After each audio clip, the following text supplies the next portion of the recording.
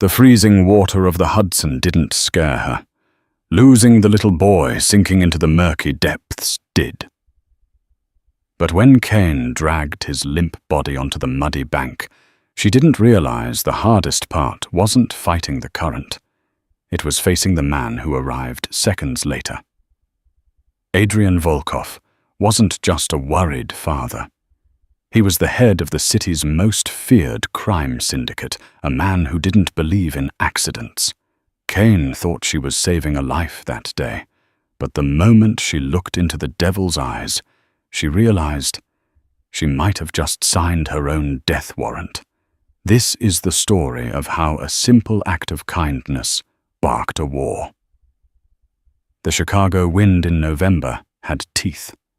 It bit through the wool of Kane Evans' coat, finding the gaps in her scarf, and making her regret the decision to walk home after a 12-hour shift at St. Jude's Memorial. But the subway was down again, and Kane needed the air. The hospital smelled of antiseptic and bad news. The riverfront at least smelled of rain and wet concrete. Kane adjusted her bag, her fingers numb inside her pockets. She was 26, drowning in student loans and tired in a way sleep couldn't fix. The path along the Chicago River was deserted this late, the iron railings slick with mist. She was passing the old abandoned shipping yards, an area the locals knew to avoid when she heard it. It wasn't a scream. It was a splash, a heavy, unnatural sound that cut through the drone of distant traffic. Kane stopped. She scanned the dark water churning grey and black under the flickering street lamps. "Hello," she called out, her voice snatched away by the wind. Nothing. Just the lapping of waves against the concrete pilings. She turned to keep walking, convincing herself it was just debris, maybe a tire thrown in by teenagers. But then she saw it. A flash of bright red, bobbing 20 yards out. A puffer jacket, and attached to it a small, pale hand flailing desperately against the current. Kane didn't think. Her brain, trained by years in the ER, bypassed fear and went straight to protocol. She dropped her bag, kicked off her heavy boots, and vaulted over the railing. The drop was 10 feet. She hit the freezing water like a stone. The shock punched the air from her lungs, turning her blood to ice instantly. The river was a beast, heavy and pulling, dragging at her clothes. She surfaced, gasping, wiping sludge from her eyes. "Help!" The voice was thin, terrified and gurgling. "Keep your head up!" Kane screamed, swimming with choppy, desperate strokes. The current here was vicious, an undertow created by the bridge pilings. She reached the red jacket just as the boy went under again. He was small, maybe 7 or 8 years old. Kane dove, her eyes stinging in the murky blackness. Her hand brushed nylon. She gripped it tight and kicked upward, breaking the surface with the boy in her arms. He was dead weight, panicked and thrashing. "Stop! I've got you!" she yelled, spitting out river water. She hooked her arm under his chin, flipping him onto his back to keep his airway clear. "I've got you." The swim back was torture. Her limbs felt like lead. Every kick was a battle against the freezing cold that was already making her vision tunnel. She aimed for a rusted maintenance ladder, clinging to the mossy wall of the embankment. She threw the boy toward the ladder. "Grab it!"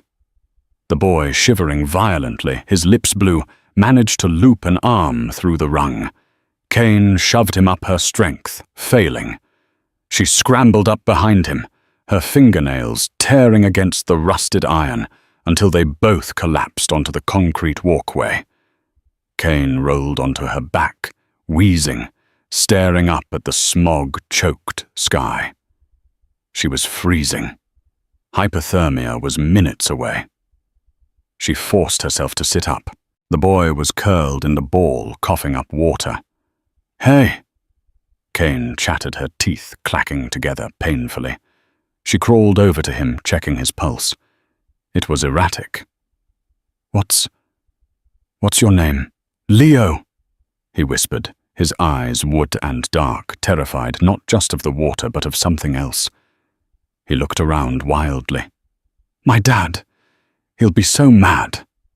"No," Kane said, rubbing his arms vigorously to generate heat. "He'll be glad you're alive. We need to get you to a hospital." She reached for her phone in her coat pocket, only to realize her coat was back on the upper path, along with her bag. She was soaked, freezing, and phoneless in the worst part of town. "Okay, Leo. We have to walk. We have to keep moving." Before she could stand, the sound of tires screeching on asphalt echoed off the warehouse walls. It sounded like an explosion. 3 massive black SUVs, matte finish tinted windows, roared onto the pedestrian path, ignoring the bollards. They skidded to a halt in a V formation, blocking Kane and Leo against the river railing. Kane instinctively pulled Leo behind her. "Stay back," she warned, though she had no weapon, only her shivering body. The doors flew open. Men poured out. They didn't look like police. They didn't look like paramedics. They wore bespoke charcoal suits that cost more than Kane's annual salary, and the way they moved efficient, silent, lethal, screamed military training. And in their hands were guns. Compact, suppressed submachine guns leveled directly at Kane's chest. "On the ground! Now!" one of them barked. "He's a child!" Kane screamed, shielding Leo. "He's freezing! Put the guns down!" The circle of men parted. A man stepped out from the lead SUV. He was tall, over 6'3", wearing a long black trench coat over a suit. He didn't have a gun drawn. He didn't need one. He radiated a terrifying, cold power that made the armed men look like children.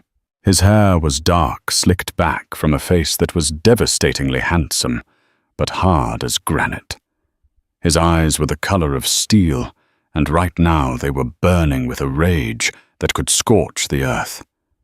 He looked at Leo. Then he looked at Kane. He walked forward, the guards shifting to let him pass. He stopped 2 feet from Kane. "Daddy!"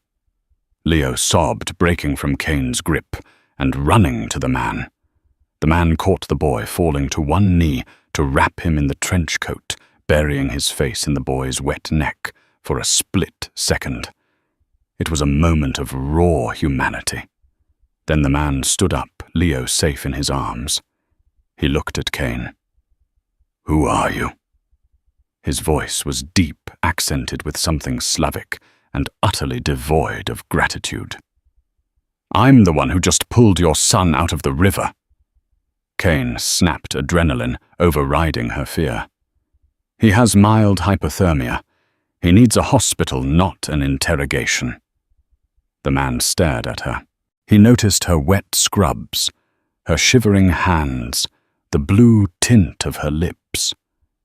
He signaled to the guard on his left, a massive man with a scar running through his eyebrow. "Silas," the man said quietly. "Get Leo in the car. Crank the heat. Call Dr. Aris. Now." "Yes, Pachan," Silas said, taking the boy gently. Kane froze. Pachan. She knew that word. She worked in a trauma center in Chicago. She treated gunshot victims and gang members. Pahan was the title for a boss in the Russian Mafia. She took a step back, her back hitting the railing. I should go."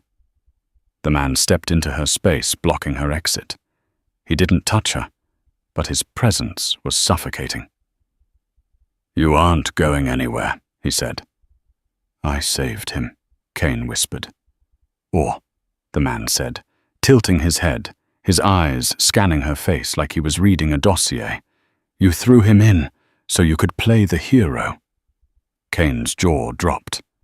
"Are you insane?" "I almost drowned." "Silas," the man called out without looking away from Kane. Take her. Bring her to the estate. Wait. No, Kane shouted, backing away. 2 guards grabbed her arms. You can't do this. This is kidnapping. The man turned his back on her, walking toward the lead SUV. It's not kidnapping, miss. He paused, waiting for a name.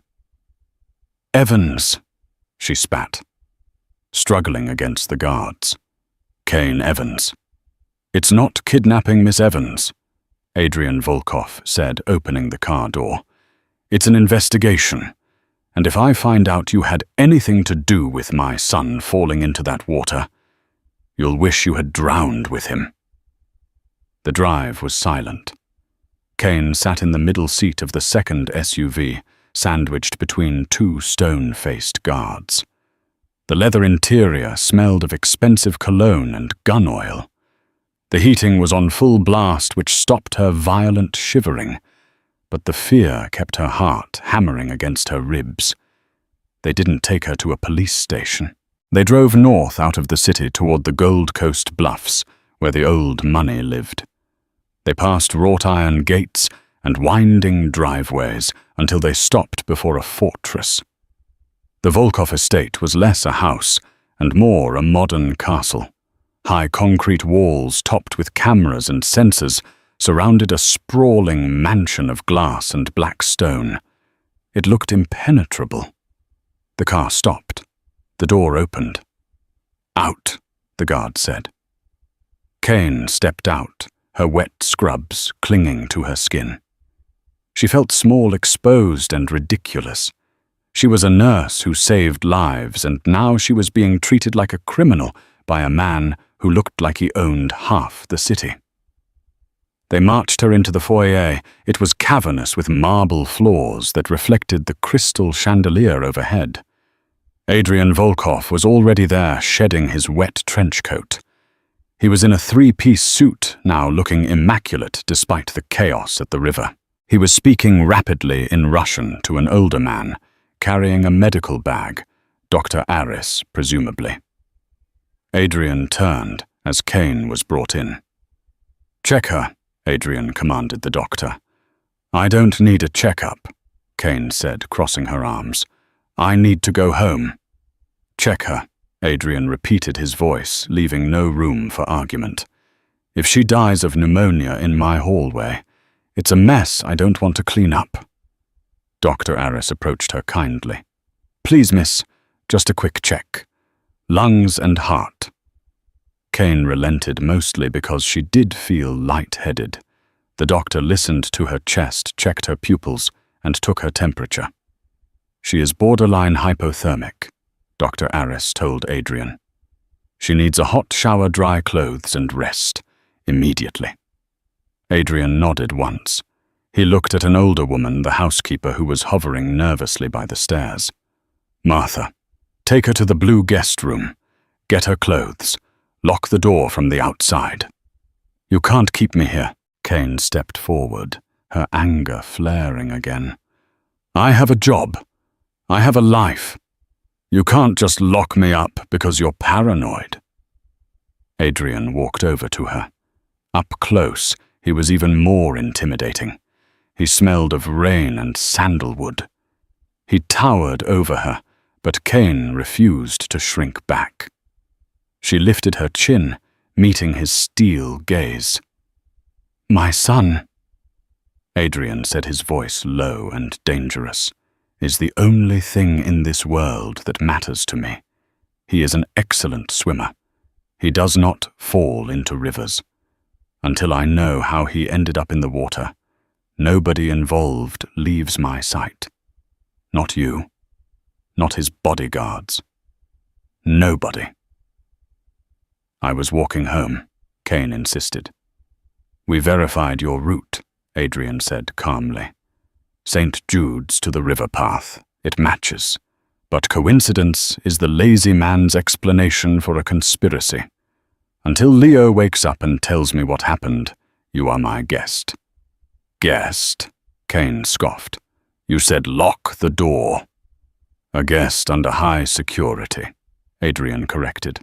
He leaned in closer. Do not try to leave, Kane. The perimeter is electrified, and my men shoot first. Go upstairs. Warm up. Pray my son clears your name. He turned and walked away toward the east wing of the house. Kane watched him go, a mix of fury and terror swirling in her gut. He was a monster. A beautiful, rich, terrifying monster. Martha touched her arm gently. Come, dear. You're turning blue. Kane followed the housekeeper up the grand staircase. As she reached the landing, she looked down. Adrian was standing by the window, staring out into the dark night, his hand gripping a tumbler of amber liquid so hard she thought the glass might shatter. He looked like a king under siege. The cell was nicer than Kane's entire apartment. The blue guest room had a king-sized bed, a private balcony, and a bathroom filled with marble and gold fixtures. After a scalding shower that finally drove the chill from her bones, Kane put on the clothes Martha had left, a pair of grey cashmere sweatpants and an oversized silk shirt. They were men's clothes. His clothes, she realized with a flush. They smelled like him sandalwood and something crisp, like expensive paper. She paced the room for an hour. She tried the door. Locked just as promised. She checked the balcony. It was on the 3rd floor, a straight drop down to a patio patrolled by 2 guards with Rottweilers. Escape was impossible. Around 10 Hezarul p.m., the lock clicked. Kane spun around, grabbing a heavy brass lamp from the bedside table. The door opened. It wasn't a guard. It was Adrian. He had loosened his tie and rolled up his sleeves, revealing forearms that were thick with muscle and marked with faint, faded scars. He held a tray with a bowl of soup and a bottle of water. He saw the lamp in her hand and raised an eyebrow. Going to bludgeon your host, my captor, Kane corrected, lowering the lamp, but not letting go of it. Adrian set the tray on the table. Eat. Martha made borscht. It will help with the cold. I'm not hungry. Eat, he ordered. He sat in the armchair in the corner, crossing his long legs. Leo is awake. Kane's grip on the lamp loosened. Is he okay? His lungs? He's fine. Dr. Aris says you did excellent CPR. You saved his brain from oxygen deprivation. Good, Kane said, breathing a sigh of relief. So he told you. He told you I just found him. Adrian stared at her for a long moment. The silence stretched heavy and thick. He said he was pushed, Adrian said. Kane froze. Pushed. By a woman, Adrian said softly. A woman in a grey coat. Kane looked down at her own coat, hanging on the rack by the door. It was grey wool. No, Kane whispered. No. I was wearing that coat, yes, but I didn't push him. I jumped in after him. Leo said he was walking by the railing, waiting for his detail to catch up. He had run ahead. He felt hands on his back. He turned and saw a woman in grey. Then he went over. Adrian stood up slowly. The security footage from the warehouse is grainy. It shows a figure in grey running towards the boy. Then the boy falls. Then the figure jumps in. I was running to help him, Kane shouted, panic rising in her chest. He was already falling when I started running. Or, Adrian said, walking toward her, you pushed him, regretted it, or realized you were being watched and dove in to fix your mistake. Or maybe it was a botched kidnapping attempt. Why would I kidnap a child and then drown myself trying to save him? Kane argued, tears of frustration stinging her eyes. I'm a nurse. I save people. Check my background. I have 0 criminal record. I have student loans and a court named Miso. I am not an assassin. Adrian stopped right in front of her. He took the lamp from her hand and set it down gently. Then he took her chin in his hand. His fingers were rough, calloused, but his touch wasn't painful. It was examining. "I have checked you, Kane Evans," he said, his voice dropping to a rumble. "Born in Ohio. Father was a mechanic, mother a teacher. Both deceased, nursing degree from UIC. Top of your class. You have 42,000 in debt. You work overtime every week. So you know I'm normal." She breathed, her heart racing at his proximity.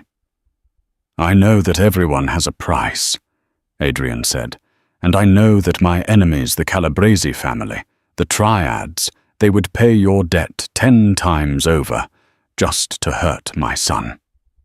He let go of her chin. "But Leo is confused. He is traumatized. His memory is foggy. He remembers the grey coat, but he doesn't remember the face." "I didn't do it," Kane said firmly.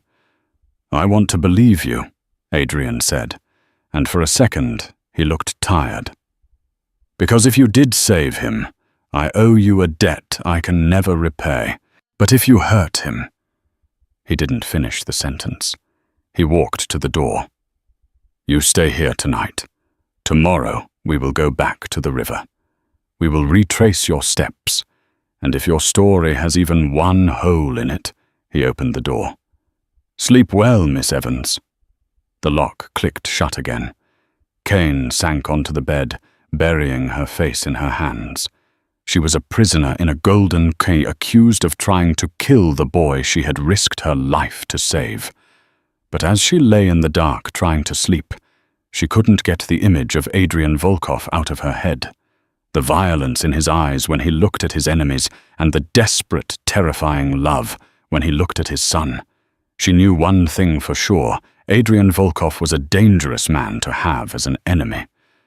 But as she touched the silk of his shirt she was wearing, she wondered what it would be like to have him on her side. And somewhere in the dark house, a phone rang. Adrian picked it up in his office. "Volkov," he answered. "It's done," a distorted voice said on the other end. "The boy is alive." A pity. The nurse was supposed to be the perfect scapegoat. Why didn't you put a bullet in her yet? Adrian's grip tightened on the phone until the plastic creaked. His eyes shot to the ceiling toward the room where Kane was sleeping. "Who is this?" Adrian demanded. "A friend," the voice sneered. "Get rid of the girl, Adrian, or we'll finish the job on the boy, and this time she won't be there to fish him out." The line went dead. Adrian stared at the phone. The grey coat. The push. The ritual, someone had set Kane up. He looked at the security monitors.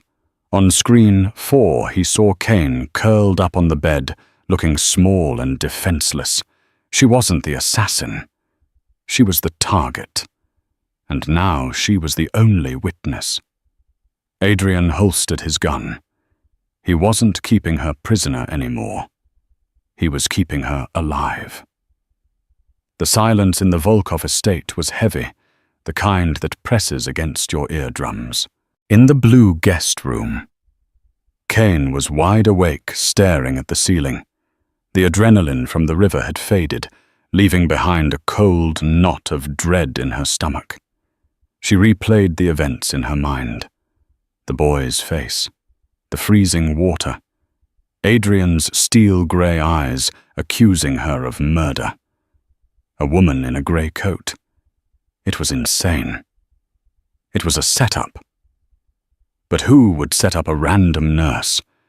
Suddenly the handle of her bedroom door turned. Kane sat up, her heart hammering. It was slow, deliberate. The lock clicked. "Adrian," she whispered, clutching the duvet. The door eased open, but the figure silhouetted by the hallway light wasn't Adrian. It was Silas, the massive guard with the scar, who had driven the car. But something was wrong. He wasn't moving with the stiff formality of a bodyguard. He was creeping a suppressed pistol raised in his right hand. Kane's breath hitched. She scrambled backward, knocking the brass lamp off the table. Clang Silas didn't flinch. He raised the gun, aiming directly at her head. "Sorry, sweetheart." He grunted, his voice low and devoid of emotion. "Loose ends." Kane squeezed her eyes shut, waiting for the flash. Bang!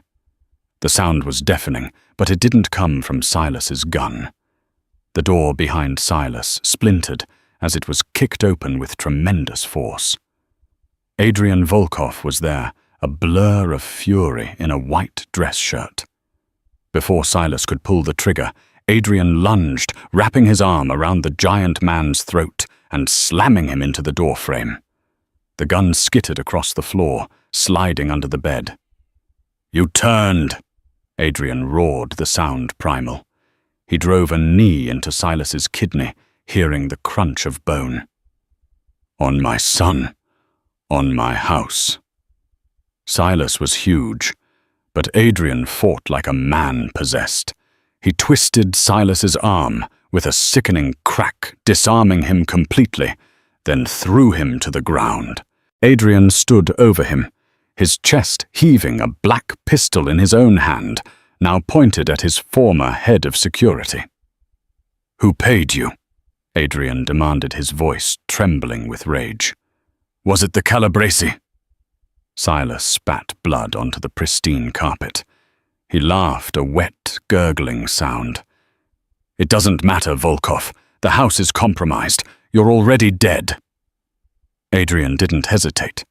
He pistol-whipped Silas, knocking him unconscious instantly. He turned to Kane. His eyes were wide, wild. There was blood on his knuckles. Silas's blood. "Get up!" Adrian barked. Kane was paralyzed, shaking violently. He was going to kill you to close the loop," Adrian said, moving to the bed and ripping the duvet off her. "Get up, Kane! We have to move! Now!" He grabbed her hand. His grip was iron tight, but his palm was warm. He pulled her off the bed, barefoot, into the hallway. "Where are we going?" Kane gasped, struggling to keep up with his long strides. "The panic room is compromised if Silas had the codes," Adrian said, scanning the corridor. The red emergency lights were flashing now. An alarm wailed in the distance. "We're leaving the estate." "What about Leo?" Kane screamed, digging her heels in. "I'm not leaving without the boy." Adrian stopped. He looked back at her, and for the first time the mask of the ruthless Mafia Don slipped. He looked terrified. "Leo is already in the armored transport with Martha and my brother Dante. They left 10 minutes ago via the tunnel. I stayed back to get you." Kane stared at him. "You stayed? For me?" "You're the witness," Adrian said, his face hardening again, hiding the vulnerability. "And I don't let innocent people die in my house. Now move." They ran down the back servants' staircase. The house was in chaos. Kane could hear shouting, the sound of boots on marble, and the distinct pop-pop-pop of gunfire from the front entrance. The friend on the phone hadn't just made a threat. They had sent a hit squad. They burst out of the kitchen door into the garage. It was a massive concrete bunker filled with exotic cars. Adrian bypassed the Ferraris and Lamborghinis and ran to a nondescript beat-up Ford sedan in the corner. "Get in," he ordered. "Stay low." Kane dove into the passenger seat.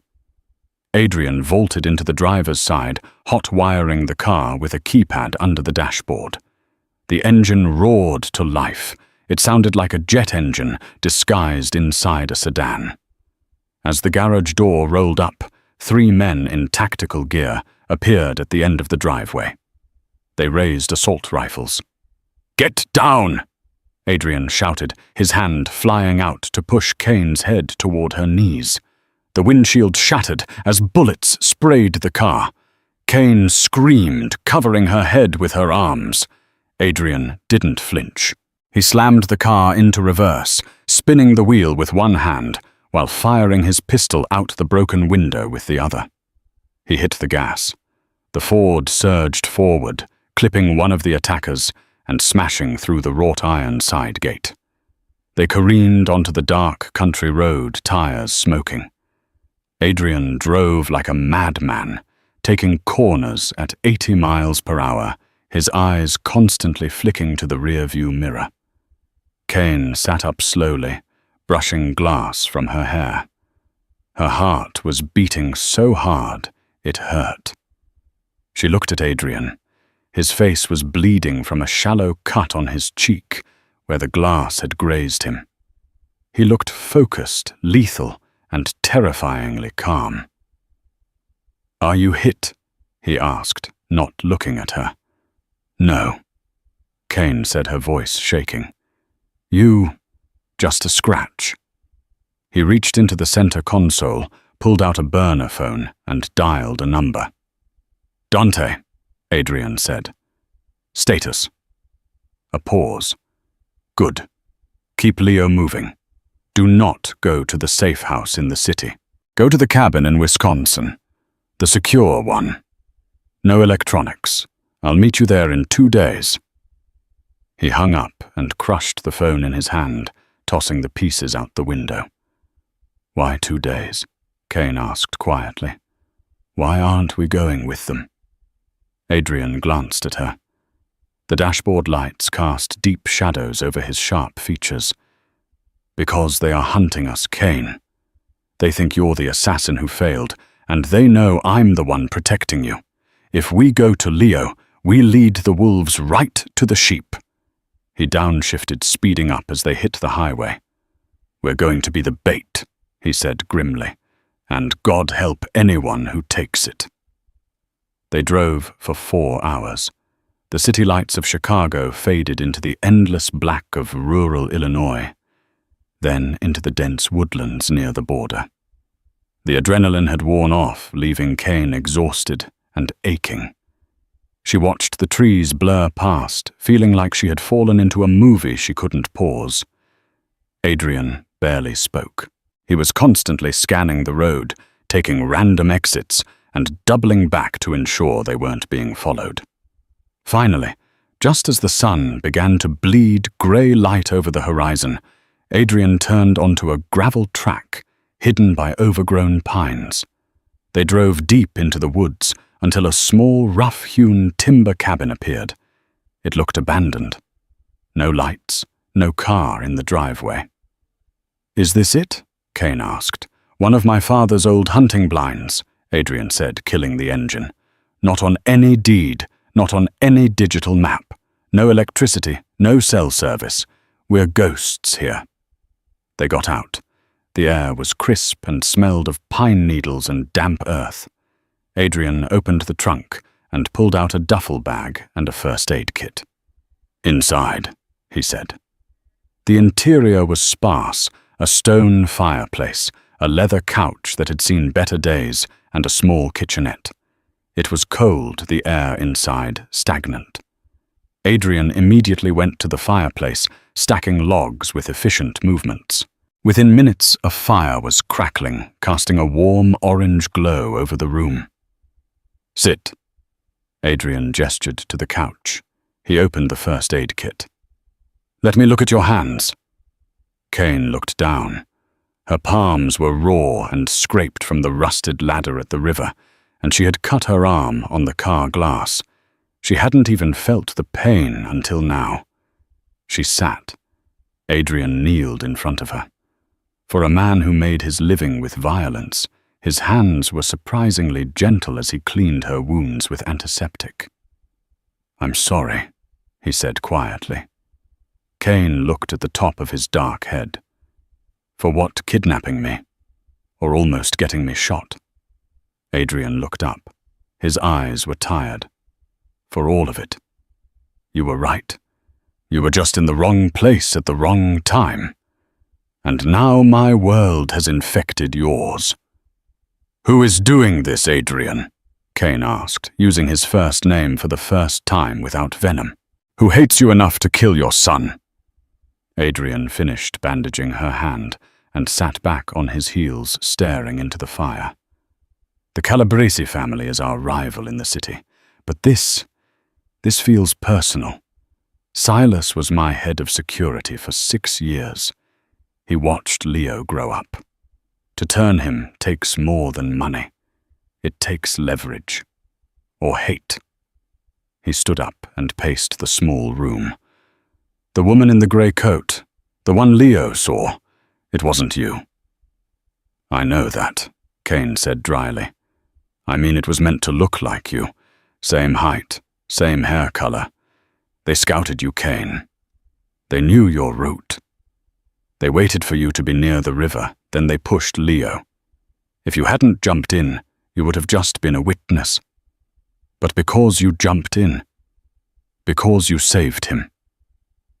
"I ruined the plan," Kane realized. "They wanted him to drown, and they wanted to blame the negligence on, well, nobody.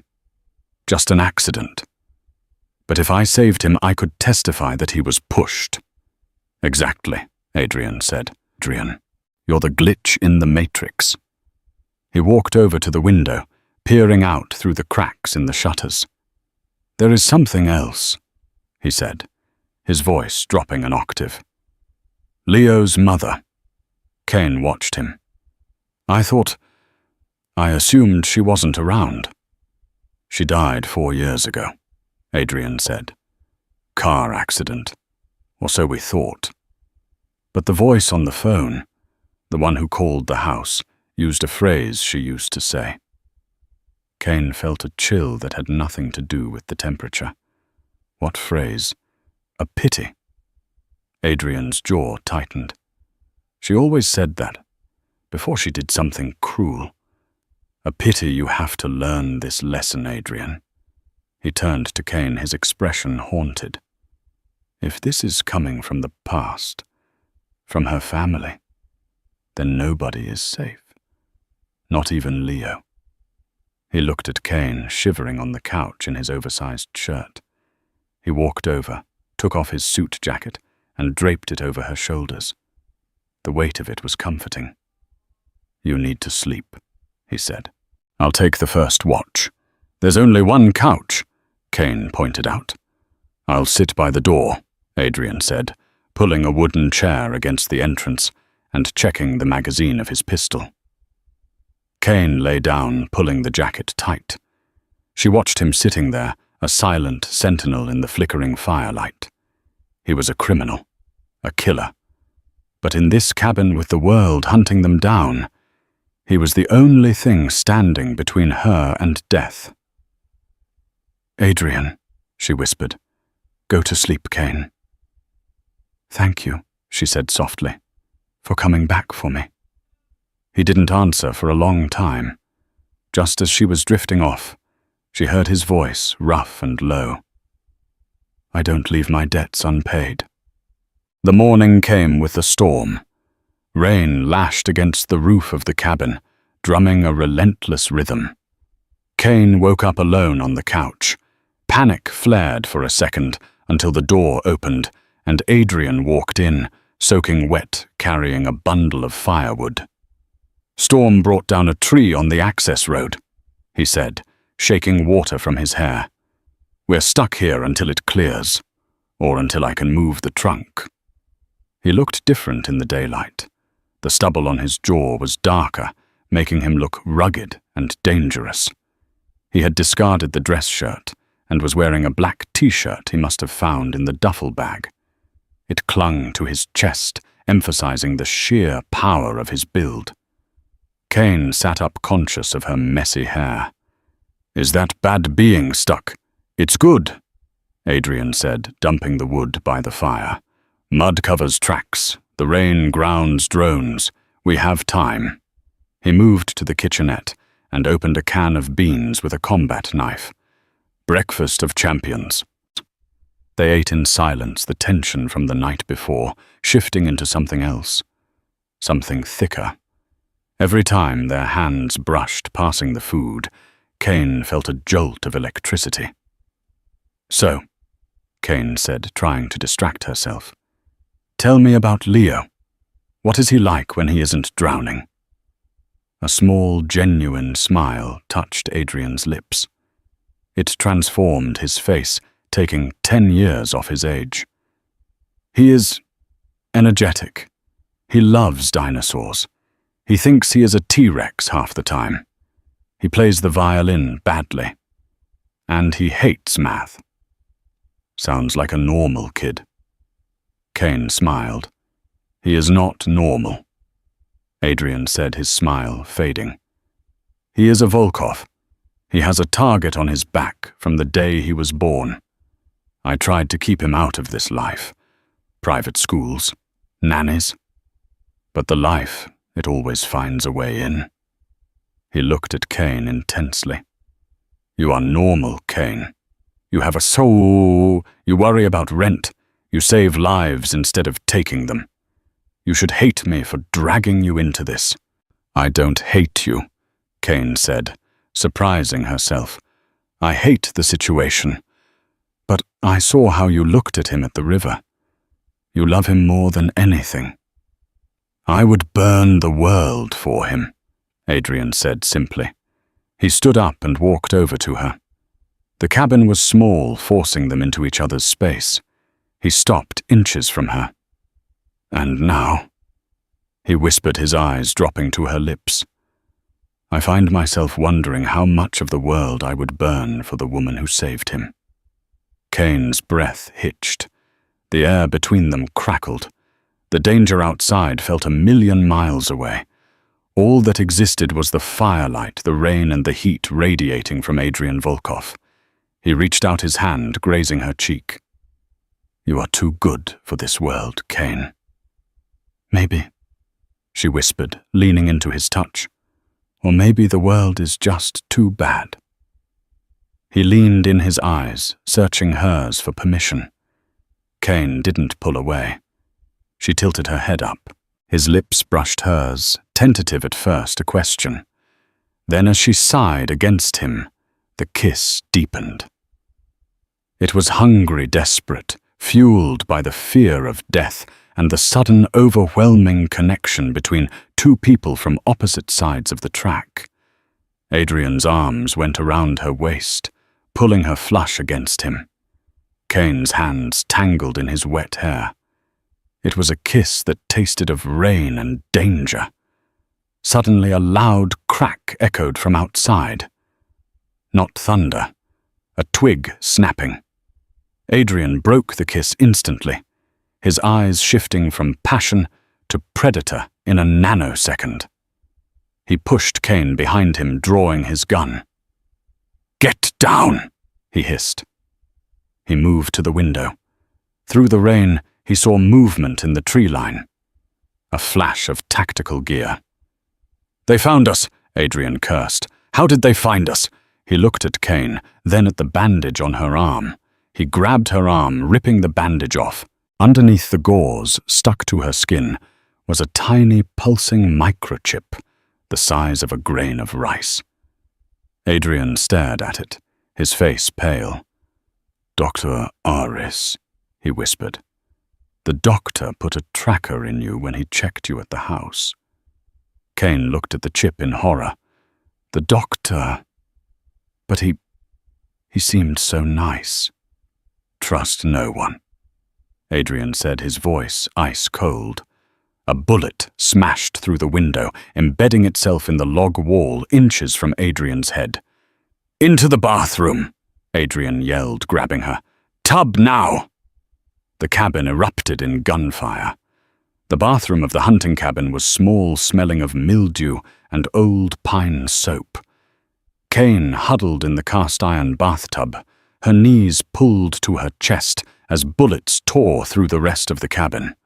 The sound was deafening wood, splintering glass, shattering, and the thwack, thwack, thwack of suppressed rounds hitting the logs. Adrian was crouched by the doorframe, checking his weapon, a Sig Sauer P320 he'd pulled from the duffel bag. He looked calm, terrifyingly so. He turned to Kane, his eyes locking onto hers. They are suppressing the front. "They want to flush us out the back," he said, his voice cutting through the noise. "There are at least 6 of them." He reached into his boot and pulled out a backup knife, a jagged piece of dark steel. He handed it to her. "If anyone comes through that door who isn't me, you put this in their neck. Do you understand?" Kane took the knife. Her hands were shaking, but she nodded. "Yes." "Good girl."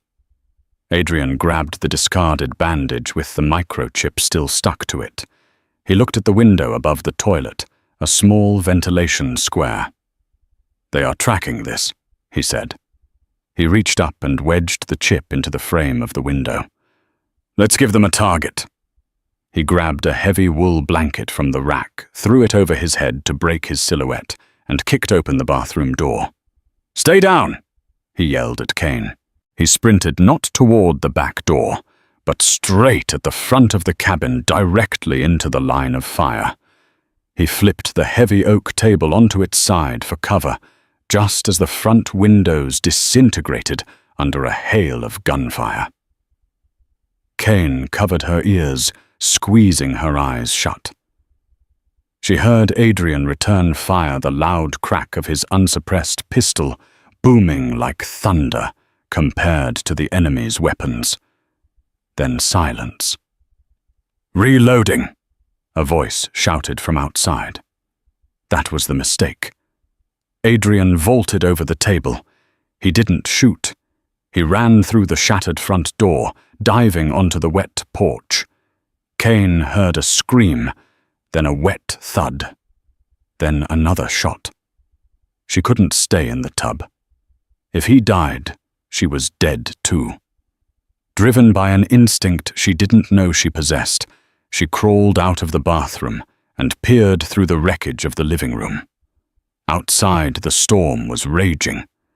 Through the sheets of grey rain, she saw Adrian fighting. He was a blur of violence. He had engaged 2 men in hand-to-hand combat in the mud. He twisted one man's rifle away, using the stock to shatter the attacker's jaw, then spun and put 2 rounds into the chest of the second man. But a third man emerged from the tree line, raising a shotgun. Adrian was occupied, his back turned. "Adrian!" Kane screamed. The warning gave him a split second. He dropped to his knees as the shotgun blast decimated the porch railing where he had been standing. Adrian rolled firing from the ground. The gunman dropped, but they weren't done. "Burn it!" someone yelled from the woods. A Molotov cocktail arced through the air, crashing onto the cabin's roof. The old, dry timber caught fire instantly, despite the rain. Smoke began to pour into the room. "Kane, move!" Adrian roared, rushing back inside. He grabbed her arm, hauling her up. "Out the back, now!" They sprinted through the kitchen, bursting out the back door, just as the roof began to collapse. The heat was searing. They ran into the dense tree line, slipping on the muddy slope. Behind them, the cabin became a bonfire, illuminating the woods in an eerie orange glow. "They'll see us," Kane gasped, her lungs burning. "No," Adrian said, pulling her into a ravine filled with ferns. The fire destroys the heat signature for their thermal scopes. It blinds them. They slid down the ravine landing in a creek bed with freezing water up to their shins. Adrian didn't stop. He dragged her upstream under the cover of the overhanging bank. They moved for 20 minutes in silence, the only sound the rain and their ragged breathing. Finally, Adrian stopped under a concrete bridge that passed over the creek. He slumped against the wall, sliding down until he hit the mud. "Adrian!" Kane knelt beside him. He was clutching his side. Dark blood was seeping through his black t-shirt, mixing with the rain. "You're shot," Kane whispered, horror washing over her. "Ricochet." Adrian gritted out, his face pale. "Fragment. In the ribs." "Let me see." Kane went into nurse mode. She lifted his shirt. It was a jagged tear, bleeding heavily, but it hadn't hit a lung. I need to apply pressure. We need to stop the bleeding. No time, Adrian wheezed. They will circle back. We need a car. We are miles from anywhere. The main road, 2 miles east. Adrian pointed. There's a gas station, an old one. You can't walk 2 miles. Adrian grabbed her hand. His grip was weaker than before, but his eyes were still burning with that intense steel fire. Kane, listen to me. If I pass out, you leave me. You run to the road. You flag down a car. You go to the police, not the local ones, the state troopers. Shut up, Kane said, tearing a strip off the bottom of her shirt. She wadded it up and pressed it hard against his wound. Adrian groaned, his head tipping back against the concrete. I am not leaving you, Kane said fiercely. You came back for me. I'm not leaving you in a ditch. She grabbed his arm and draped it over her shoulders. Stand up, Volkov. You're heavy, so help me out. Adrian looked at her, a mixture of shock and admiration in his eyes. He gritted his teeth and pushed himself up. They stumbled through the woods together, a nurse and a Mafia don, bound by blood and the refusal to die. By the time they reached the tree line near the gas station, Adrian was barely conscious. The station was a small, run-down place with a single attendant dozing inside. A rusty pickup truck was pumping horse at the lone island. Stay here, Kane whispered, propping Adrian against a tree. Kane, I've got this, she said. She walked out of the woods.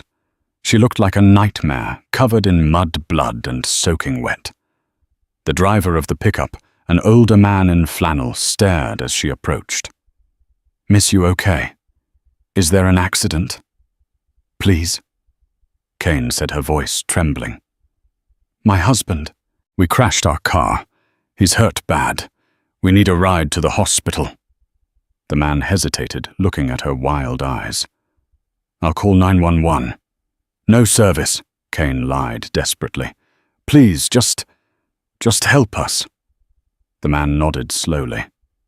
Okay, bring him out. Kane ran back to the tree. Adrian, wake up. We have a ride. They managed to get Adrian into the back seat of the extended cab. The old man drove fast, heading toward the nearest town. In the back seat, Kane held Adrian's head in her lap. His skin was clammy. Kane, he whispered, his eyes fluttering. I'm here. The traitor, he mumbled. It wasn't just Dr. Aris. It was the smell. The smell. Cigar smoke. And lavender, Adrian murmured, drifting into unconsciousness. My stepmother's perfume. Kane froze. His stepmother.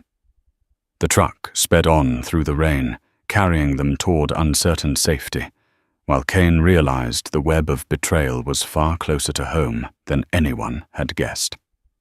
3 days later, the private wing of St. Jude's Memorial was on lockdown. Not officially, but effectively. Men in suits stood at every elevator and stairwell. Inside the VIP suite, Adrian Volkov sat on the edge of the bed. He was shirtless, a fresh white bandage wrapped around his ribs. He was healing, his constitution was unnatural, but his face was grim. Dante, his brother, stood by the window. Leo was safe at the secure estate in the Hamptons. We found Dr. Aris, Dante said quietly. He was trying to board a flight to the Caymans. He talked before he expired. And, Adrian asked, buttoning a fresh dress shirt. He was blackmailed. Someone held his granddaughter. But the order came from the top. It was Helena. Adrian paused, his fingers stilling on the buttons. Helena, my father's widow. She wanted the seat, Dante said. With you and Leo gone, the Volkov Empire falls to her by default. Adrian finished buttoning his shirt. He put on his jacket. He didn't look angry. He looked disappointed and lethal. Where is she? At the penthouse, waiting for news of your death. Adrian nodded. He walked to the door, then stopped. He turned to the connecting room. Kane was there. She was dressed in clean clothes, jeans, and a sweater Dante had brought her. She looked tired, but the fear was gone from her eyes. It had been replaced by a hardened resolve. "You're leaving," she stated. "I have to end it," Adrian said. "Tonight." "And then what?" Kane asked. "Do I go back to my life, to my cat and my student loans?" Adrian walked over to her. He didn't care that Dante was watching. He took her face in his hands. "You can," he said softly. "I will clear your debt. I will buy you a house anywhere in the world. You will never see me again." Kane looked at him. She thought about the river, the cabin, the way he had shielded her body with his own. She thought about the boring, safe life she had before, and how cold it felt compared to the fire of the last 3 days. "And if I don't want that?" she whispered. Adrian's thumb brushed her lower lip. "Kane, my life is blood and bullets. You saw that. You almost died." "I saved you," she reminded him. "And you saved me." "It's a war, Kane." "Then you'll need a medic," she said, her voice steady. Adrian stared at her for a long moment, searching for doubt. He found none. He leaned down and kissed her hard, possessive, a promise and a warning all in one. "Stay here with Dante," he ordered. "When I come back, we will talk about the future." The penthouse. Helena Volkov was sipping champagne, looking out at the Chicago skyline. She was a beautiful woman in her 50s, elegant and venomous. The elevator doors pinged. She smiled, expecting her hitman. She turned. The glass fell from her hand, shattering on the marble floor. Adrian walked in. He was alone. He held no weapon in his hand. He didn't need one. "Adrian," she stammered, backing away. I heard there was an accident." "An accident," Adrian repeated, stepping over the shattered glass. "Like Leo falling in the river, like the ambush at the cabin." "I don't know what you're talking about." Adrian stopped in front of her. The room smelled of expensive cigars and lavender. "You wanted the throne, Helena. You didn't care if you had to kill a 7-year-old boy to get it." "He's not even a pure-blood," Helena shrieked, her mask slipping. "He's weak like his mother. The Empire needs strength." "The Empire needs loyalty," Adrian said coldly. "And family." He turned his back on her. Helena's eyes darted to her purse on the table. A small pistol was inside. She lunged for it. Adrian didn't turn around. 2 shots rang out from the balcony shadows. Helena crumpled to the floor. Dante stepped out from the curtains, his smoking gun lowered. He had arrived before Adrian securing the room. "She never learned," Dante said, holstering his weapon. "Clean this up," Adrian said, walking toward the elevator without looking back at the body. "I have somewhere to be." Epilogue. 6 months later. The charity gala at the Chicago Art Institute was the event of the season. The press was there in droves, flashing cameras at the city's elite. A black limousine pulled up. The crowd hushed. Adrian Volkov stepped out. He looked every inch, the king of the city tuxedo sharp, dangerous. He reached a hand back into the car. Kane emerged. She was stunning in an emerald green gown that hugged her curves. She wore diamonds at her throat, a gift from Adrian. But more importantly, she wore a confidence that hadn't been there 6 months ago. She took Adrian's arm. "Ready?" he asked quietly, leaning close to her ear. "Ready," she smiled. They walked up the red carpet together. The flashbulbs popped blinding white light. A reporter thrust a microphone forward. "Mr. Volkov, who is the mystery woman? Is it true she's a former nurse?" Adrian stopped. He looked at the reporter, then down at Kane. He pulled her closer, his arm protective around her waist. "She is not a mystery," Adrian said, his voice deep and carrying over the crowd. "She is the woman who saved my son, and she is the only person in this city I trust with my life." He looked at Kane, and for a second the cameras didn't exist. "She is the queen," he whispered to her. Kane squeezed his hand. She wasn't just surviving anymore. She was ruling. They turned and walked into the gala, leaving the world to wonder how a nurse had tamed the devil. And that is the story of Kane and Adrian. From the freezing waters of the Hudson to the highest peaks of power, Kane proved that sometimes the most dangerous thing you can do is fall in love. If you enjoyed this Mafia romance filled with twists, betrayal, and redemption, please do me a huge favor. Smash that like button. It really helps the channel grow and lets me know you want more stories like this. Don't forget to subscribe and hit the notification bell so you never miss a new episode. We have a new story dropping next week about a bodyguard who falls for the senator's daughter, and trust me, you don't want to miss that ending. What did you think of the twist with the stepmother? Let me know in the comments below. Thanks for watching, and I'll see you in the next video.